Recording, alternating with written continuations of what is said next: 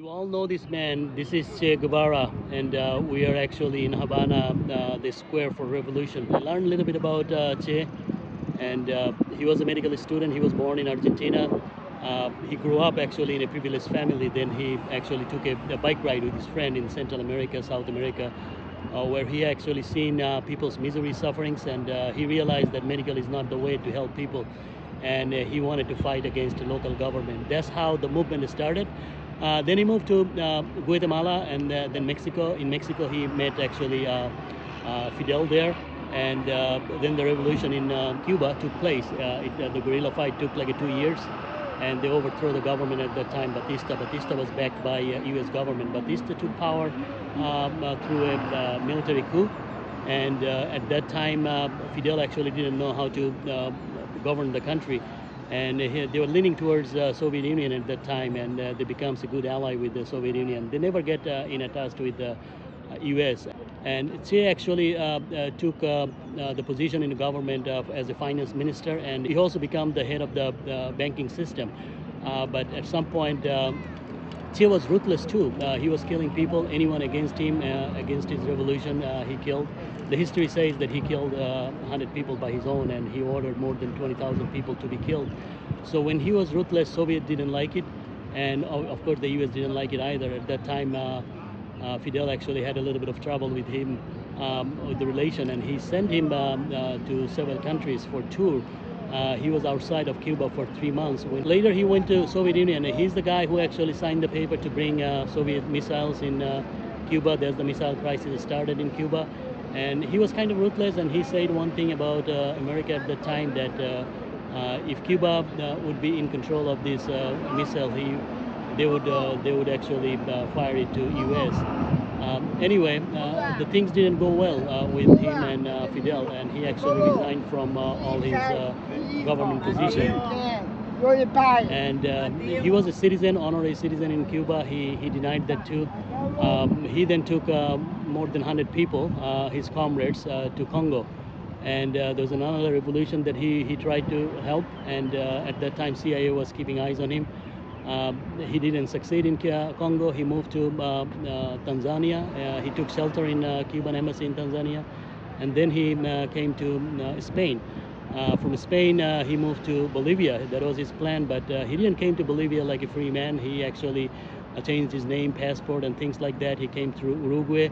When he came to Bolivia, CIA was keeping eyes on him, and CIA actually assisted Bolivian army to capture him.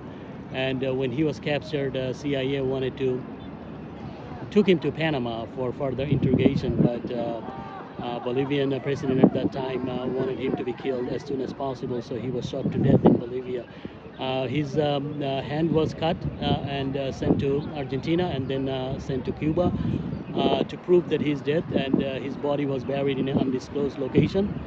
It took 28 years. People who were involved in his killing came out and told the journalist about the location where his body was buried, and they started digging and found his body and the remains, and 6 other comrades. Then his body got a state funeral in Cuba, and buried in Santa Clara, where he was a commander during his revolution.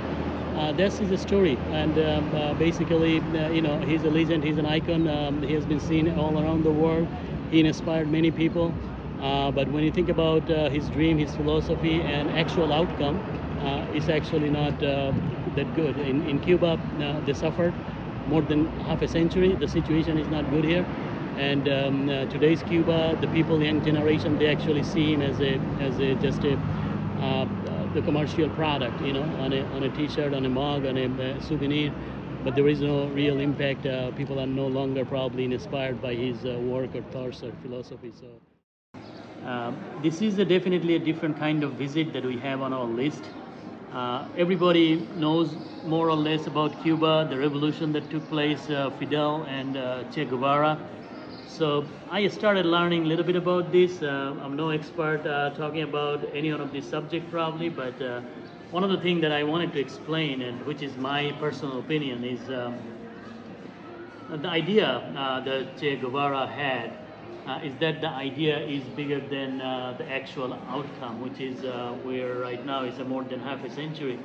and people in Cuba, they're suffering, and you can see it everywhere. And just so you know, the places that we are visiting, the streets that we are walking, the food that we are eating, this is actually the very best part of Havana. So we are not taking a chance to go through every places. When we came here, I came to know a couple of local people, and they're actually helping us going around the town and the city. So we feel pretty secure, so it's not a problem. But if we walk on the street, every other alley, people come here, come to us, and ask for help, and for good reasons, because people are struggling. They're just trying to make very basics of life. We also visited some of the local people, and we started talking about their life. Didn't get much into these things, but one of the things that it feels like, Fidel, he actually ran the country for 50 years. He's actually the longest running leader in the history, and it is kind of insane to think about how one person can run a country for this long and still people are suffering.